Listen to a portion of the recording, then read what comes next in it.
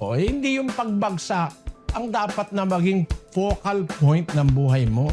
Yung mga kabiguan sa buhay, sometimes, they are destined by God to happen to you to make you a better and a stronger person.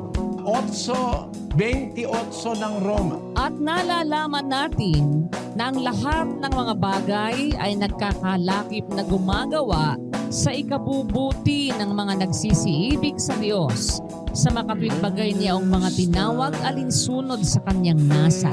Lahat ng bagay, pagka ikaw sa Diyos talaga, lahat ng bagay gagawa sa ikabubuti mo. Your failures, your mistakes, your shortcomings, yung mga frustrations mo sa buhay. Kaya ipinaintulot ng Diyos sa iyo yan para gawin kang mas mabuting person, to make you a better person.